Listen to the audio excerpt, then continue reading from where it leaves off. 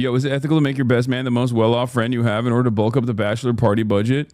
Yes. But in this situation, it worked out fine because I'm his best man because I'm his older brother. Did you do any earlier on rolls and flips? Yes, I did everything. I did everything.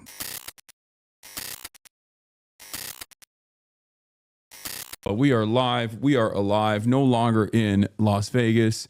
I took a 3-day weekend, also known as a weekend for many people. For the average folk, it's also known as a weekend. I took 3 days off. It was crazy. I haven't done that in a very long time. I haven't done that ever since July 11th, 2018. I have not had 3 continuous days off unless I was forced to take 3 continuous days off by getting banned. So it was a big deal. And yeah, I'm technically 3 days late, quiet quitting, all that good stuff. You already know what it is. But we're back. We're back. We're live. We're better than ever. I feel refreshed. I feel pretty good. I did a almost complete break from the internet when I was gone. In my absence, like I spent very little time online. Unlike in previous like 1 day, 2 day off, moments, I wouldn't fully go offline, but this time I did. And I'm going to tell you all about that in my personal news because this is precisely what I do. I didn't forget how to do this thing. Okay, don't worry. For those of you who don't know, I took 3 days off, also known as a weekend. But for me, the reason why I did that was because it was my brother's bachelor party. My brother's getting married, as you guys know. I'm his best man, and I had to do what best men do. All right, I had to do best man stuff. And for that, I set up an incredible weekend journey. Shouts out to the team. Hannah played a big role in that, of course.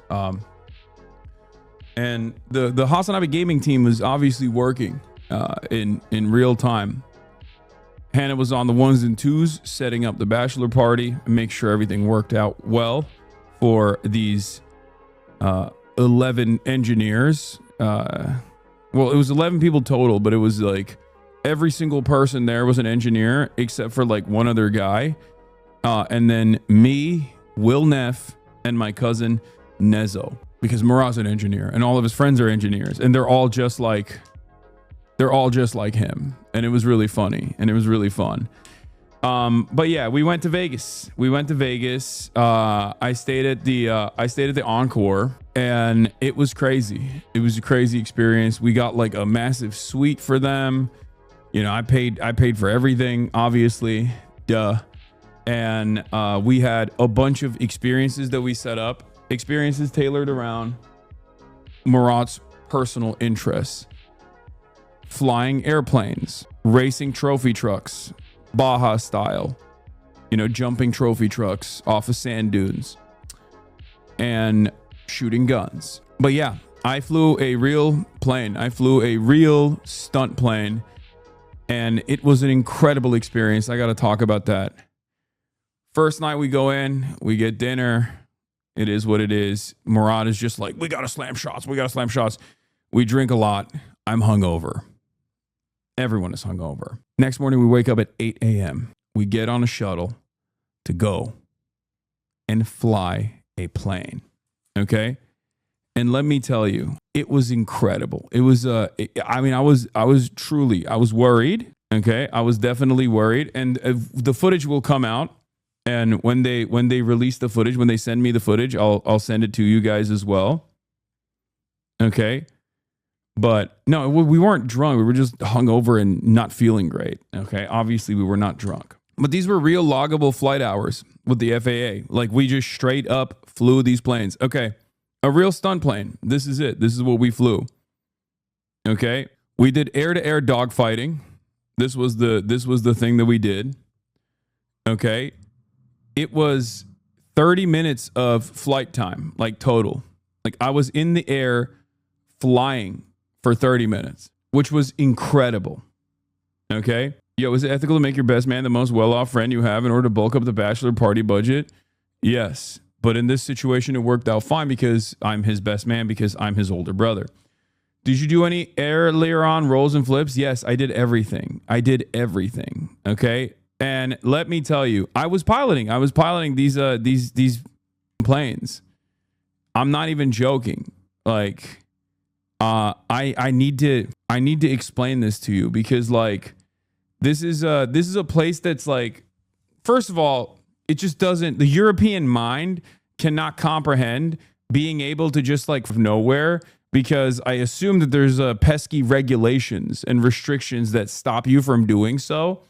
Whereas in the land of commerce, okay, in libertarian paradise, America, the United States of America, specifically in Nevada, but also all around, they do this in like San Diego and shit too.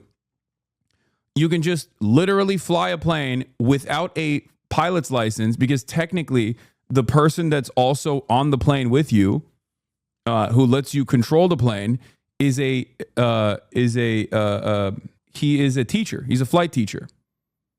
So I guess there is this like weird space where if you are on a plane with a flight teacher, a certified flight instructor, you can literally just fly the goddamn plane yourself, which is crazy. Okay? It is a crazy, crazy situation. Like, I don't understand how this is. I guess maybe it's just like an unexplored area. Maybe it's just like paywalled by design. So that's why they don't, like, most people don't do that. That's a learner. That's pretty much possible anywhere. Okay, but I don't know. I don't know how you're able to do this without any prior flight experience whatsoever. Like, I suspect that there's got to be, with a flight instructor, you have to at least have like prior flight experience, right? Did your simulator experience kick in? No, this was so totally different because I will tell you this. I will tell you this much. Okay. I will tell you this much. So this is the plane. Okay. It's not very big. It's not a very big plane. It's like there was a moment, the scariest moment for me was when we lifted off, when we left the airfield and we were flying and we're going up to like 5,000 feet, right? And there's 3 other planes ahead of us. And these are all stunt planes, right? These are planes specifically designed to do stunts so they can just like, they can do more than what a fighter jet can do, basically. It's not as fast, I don't think. But it's like they are designed specifically for stunts. So they're designed to stall, for example. Like if you crank it too hard, it stalls, but it's fine. You can recover it, all this stuff, like heavy G turns. So basically, when we were flying up, there was a moment where I looked around because you can see everything, right? Because it's like this is all open. I was looking around. I was looking up, maybe like 1,000 feet above or a couple hundred feet above me were the 3 other planes. And I was looking down and I thought to myself, oh my God, I am currently in a bicycle. Like I'm in a motorcycle in the air. How is this even possible? Okay. I'm literally floating in the air. It doesn't feel the same as like being on a plane. Okay. I have no fear of flight. I don't really have any fear of heights either. But it's the difference between not having a fear of heights and then going up to a skyscraper with like one of those like glass box, with the glass box where you can like look down and see under your feet, the ground super far away. You can like barely make out people like ants. It's kind of like that. Okay. So I'll tell you this much. That was the terrifying experience. When we first were flying up, and we hit turbulence. And when you hit turbulence in one of these bad boys, let me tell you, you feel it. Inside of a Cessna and you've hit turbulence inside of a Cessna, you're probably already aware of this to a certain degree. When you hit turbulence in this, it is the most terrifying experience. You just drop. You just straight up go boop. Okay. But in any case, we hit turbulence a little bit, and I got like definitely very scared. I was like, there is nothing holding us up. Like in that moment, I can hear you screaming in the head. No. I was super cool, calm, and collected because I was being recorded the entire time, so I had to be. Okay. But basically, in my mind, I was thinking, we are being held together by will. Okay. It literally felt like we were just floating in the air by pure magic. I've never felt that before in my life. When I was like looking around, we get to formation. Okay. We get up to formation, all four of us. And then everyone does like a cross, like a barrel roll, and then goes underneath the formation one by one. And the moment that we did that barrel roll, that was when I was like, oh, okay, this is fine. This is actually not scary at all. Because once I did the barrel roll, I was like, oh, this is actually awesome. I'm totally in. I'm totally locked in. The scariest part about the entire experience, like I said, was the turbulence. And when I first took flight. Once I did the barrel roll, I was like, oh, this is the most, I'm in. I'm locked in. I can do this. And what's really interesting about all of that, what's really interesting about this experience overall is that, like, obviously it was yet another thing where I was like nervous to do it at first. And I was just like, ugh, I don't want to do this, blah, blah, blah. They do the whole, instructor training, and they talk about like G-force and what the G-force is supposed to do to your body. And I'm sure you guys have seen those videos of people's like face getting sucked in and then they just like pass out because they can't, the human mind and body is not capable of dealing with G-force to that degree, because you become, 10x or 100x the weight that you actually are, right? Or wait, is it 1,000? So like if you're 200 pounds and you're doing 10 Gs, you're literally 10x. No, not even 10x. It's like 5 to 10x, right? Something like that. So you're 10xing your weight. You all of a sudden have 10 times the gravity. That's what it is. 1G is like 1 gravity unit. So if you're 200 pounds in 1G in the normal world, okay, when you're at 10G, you are literally 10 times the weight. So you're 2,000 pounds. And I'm pretty sure like once you get up to a certain level, you pass out because your blood circulation, unless you've trained, the human body is incapable of hitting anything past like a certain point without losing their grip on reality. There's no more like blood rushing to your brain, and it literally cuts off the oxygen to your brain, and you basically start passing out. Most people pass out at 7 or 8G. I hit 7G. I did not pass out, for the record. And I did it on my own.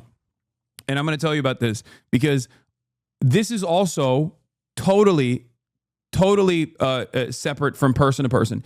Every individual has a unique experience with this. Some people can't handle G. Some people can't handle like the flips and stuff. Like they get motion sickness. I don't know why.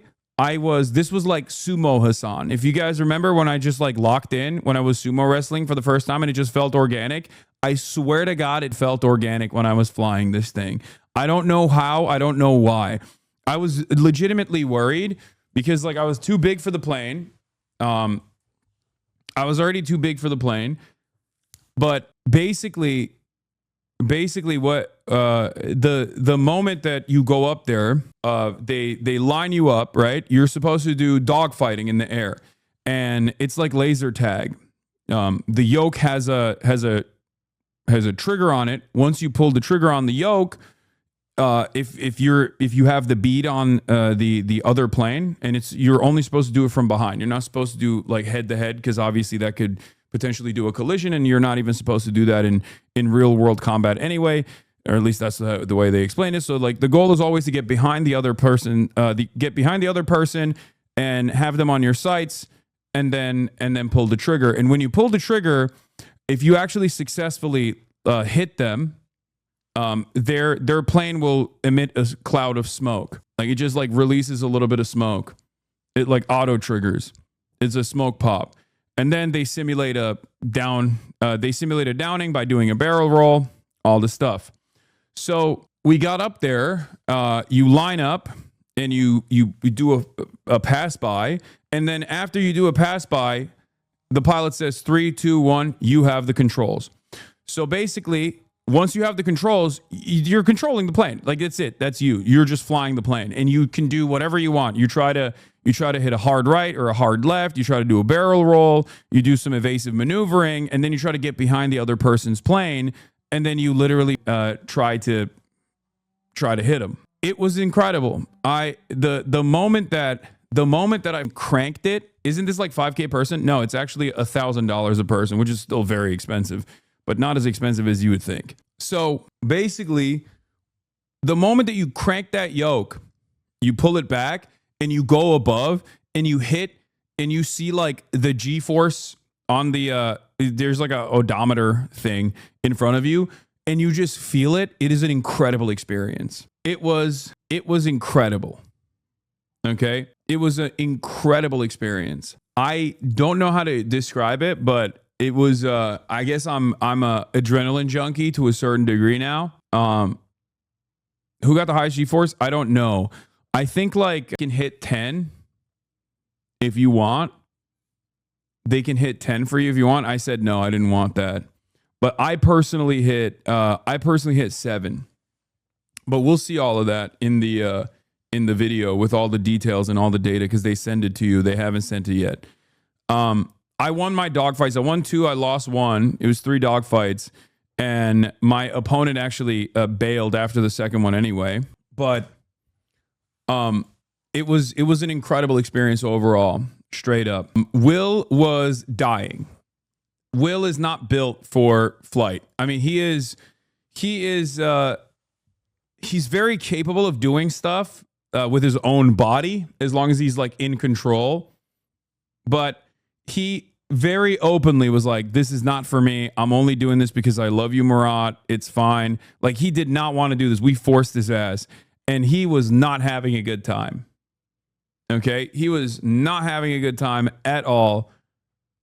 You could probably handle higher with training if you can pull 7 Gs. Yeah. You know, he would have lost 50% of fear in on a plane accident. How dare you?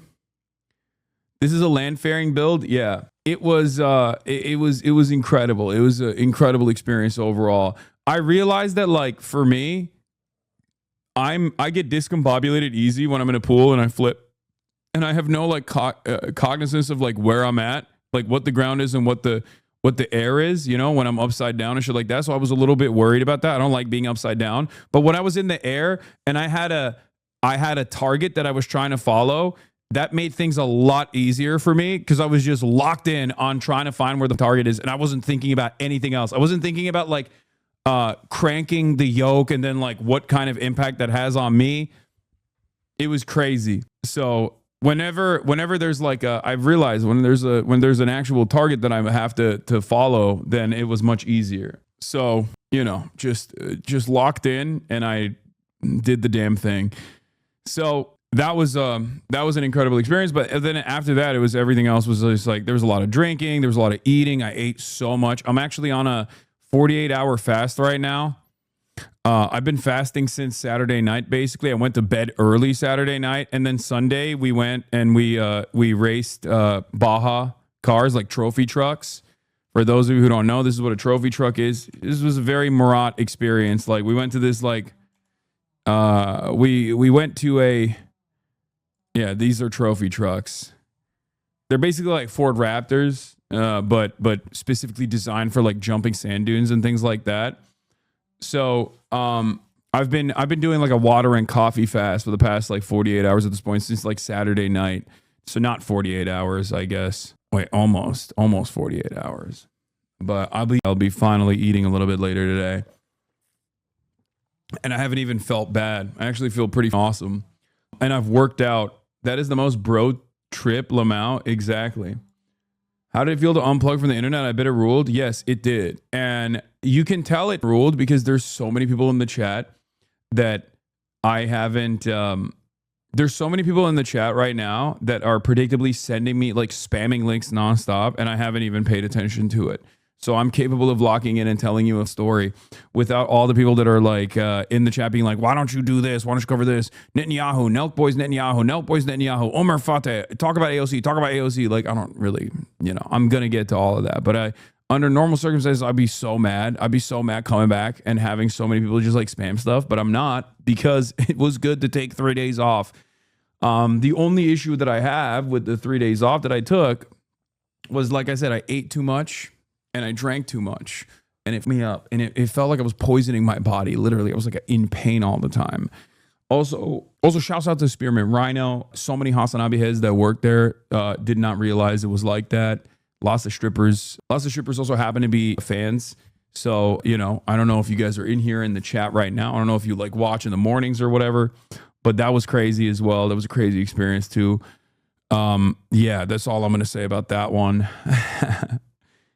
And yeah. King, I legit had to watch your streams for 4 to 5 hours a day. So your break was brutal. I had to go watch your clips from a year ago, lol. I mean, there's so much content out there of me that you can just like never run out, even if I didn't stream for a couple days. So you'll be fine. I know Hunter Biden interview is out, channel 5. I got it all. Don't worry.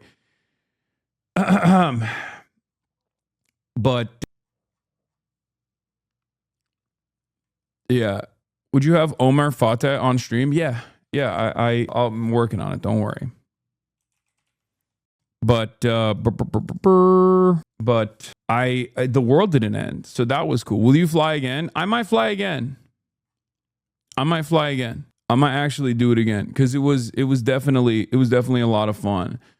I might do some. I don't know. Maybe I'm a adrenaline junkie, because like I realized I was thinking about this. Because my brother is doing actual flight school, and he also drives motorcycles, and I constantly get on his ass about this. I'm like, dude, what the f- are you doing? You're like about to get married. You're going to have kids one day. Like, what's wrong with you? You have so much to live for, and you're just like kind of throwing it around. And he was like, dude, you're the last person who can criticize me on this. Your job by design puts you in harm's way every single day. Like, you're calling me an adrenaline junkie. You're an adrenaline junkie. And I had never thought about it that way, because I'm like constantly sitting here. So in my mind, I'm like, adrenaline junkies? No, that's when you like jump off of a bridge and you do bungee jumping or skydiving.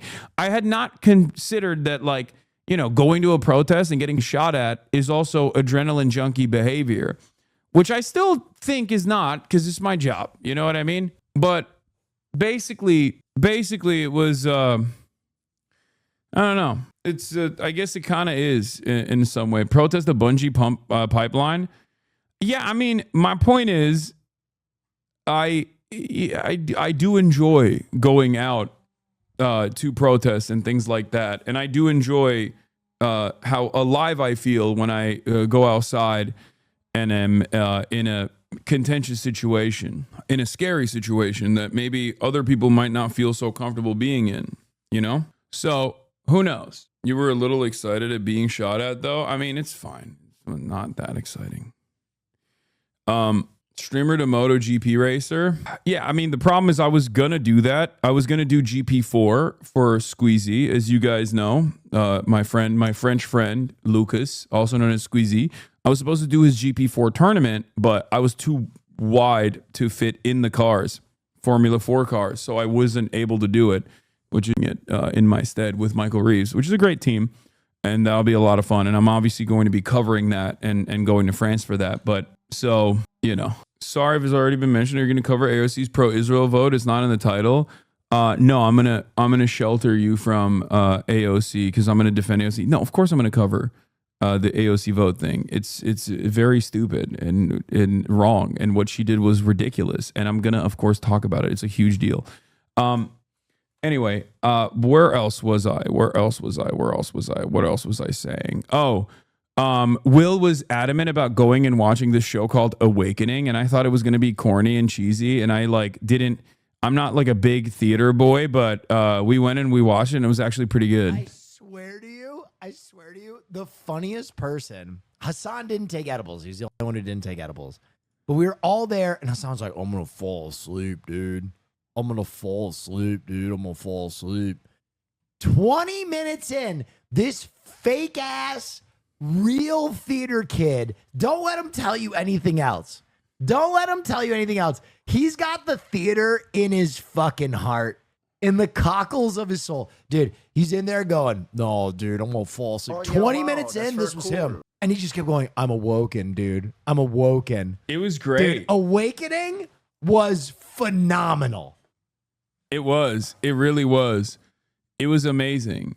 And we had a great time. I didn't even do any drugs for it, and I still had a great time, honestly. Yeah, I was awoke. I was awoke as heck. Awakening. So the Awakening one was also great because, like, it kind of made me sad a little bit, but it was also a great show in general. I didn't think it was going to be that great. I've done the Cirque du Soleil one, the very famous one. I think it's like OSHA or something. I forget what it's called. Maybe it has for Cirque du Soleil.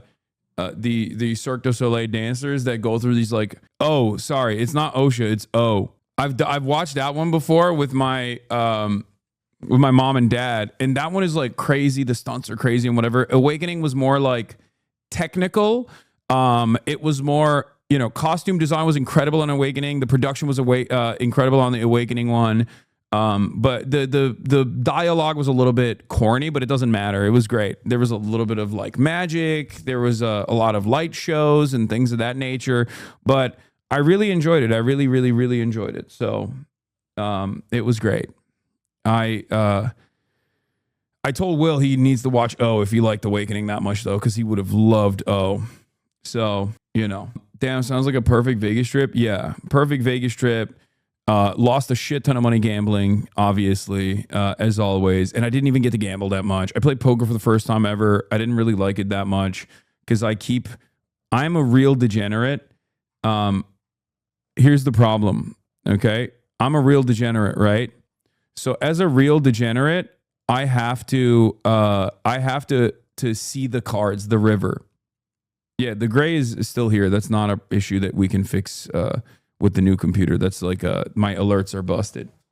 So as a real degenerate, I always want to see what the cards are in the river. So like I have to play even if my hands are ass. Even if my hand is ass, I have to keep playing. And I know I'm not supposed to do that, but like my curiosity always gets the best of me, and I always chase the river. Like, yeah, I'll have a 2-7 and I'll still want to chase the river. I'm like, come on.